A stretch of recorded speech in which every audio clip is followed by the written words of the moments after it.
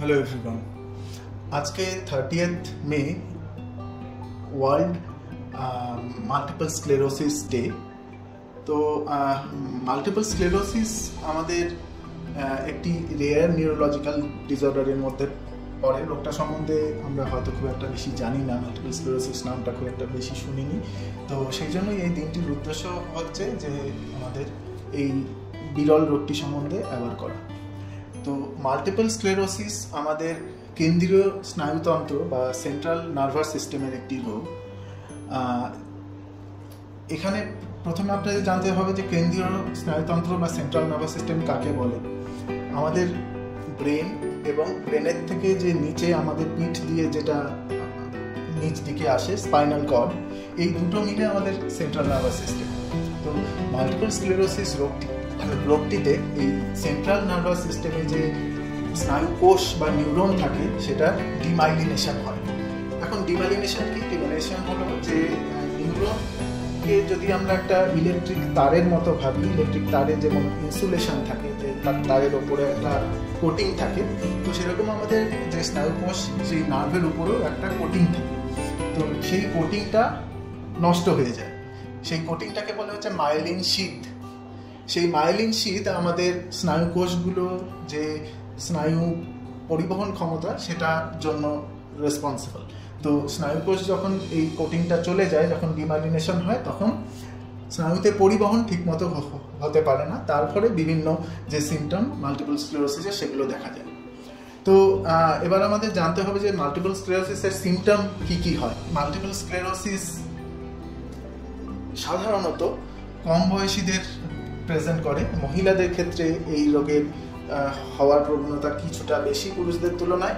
এক্ষেত্রে বিভিন্ন স্নায়বিক সিমটম নিয়ে প্রেজেন্ট করতে পারে, যেমন হঠাৎ করে চোখে দেখতে অসুবিধা হওয়া, ভিজুয়াল ব্লারিং মানে চোখের দৃষ্টি ঘোলা হয়ে যাওয়া এক চোখে বা দু চোখে, হাত বা পায়ে অবশ হয়ে যাওয়া, ঝিনঝিন করা হঠাৎ করে, বা দুটো পা হঠাৎ করে উইক হয়ে যাওয়া, ইউরিন ধরে রাখতে অসুবিধা হওয়া বা ইউরিন আটকে যাওয়া, বা হঠাৎ করে গেট ইমব্যালেন্স শুরু হওয়া।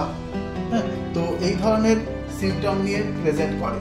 এখন এই মাল্টিপল স্ক্লেরোসিস রোগটি কেন ইম্পর্টেন্ট?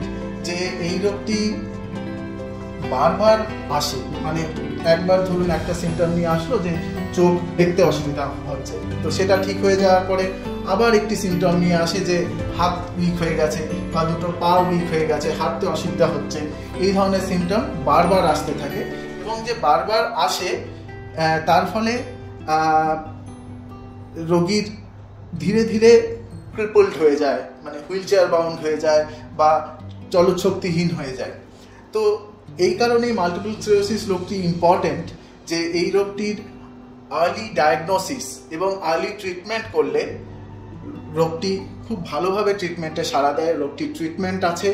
সেই জন্য এই সিমটমগুলি যদি কোনো বিশেষ করে কোনো ইয়াং পার্সনের ডেভেলপ করে, তো তাহলে কখনোই এগুলোকে ইগনোর করবেন না। এগুলো মাল্টিপল স্ক্লেরোসিসের সিমটম হতে পারে, যেটি একটি ভয়ঙ্কর ব্যাধি, কারণ এটি চিকিৎসা ঠিকমতো না করালে এতে পঙ্গু হয়ে যাওয়ার সম্ভাবনা থাকে, আবার রোগটি চিকিৎসায় খুব ভালোভাবে সাড়া দেয়। তাই এই ধরনের সিমটম যদি কারো ডেভেলপ করে, অবহেলা না করে আপনি নিকটবর্তী নিউরোলজিস্টকে দেখান, কারণ এটি চিকিৎসায় খুব ভালো সাড়া দেয়।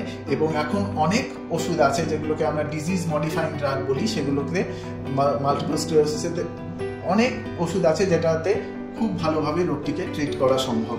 তো আপনারা ইন্টারনেট থেকে মাল্টিপল স্ক্লেরোসিস সম্বন্ধে আরও অনেক তথ্য পাবেন। রোগটি হয়তো আপনাদের জন্য নতুন, কিন্তু আমি বলবো যে রোগটি সম্বন্ধে পড়াশোনা করবেন আপনারা ইন্টারনেট থেকে। আর বিশেষ করে ইয়াং জেনারেশন, মানে ইয়াং যাদের বয়স ধরুন 40-এর মধ্যে, তাদের ক্ষেত্রে মাল্টিপল স্ক্লেরোসিস রোগটি হওয়ার প্রবণতা কিন্তু বেশি থাকে। Thank you.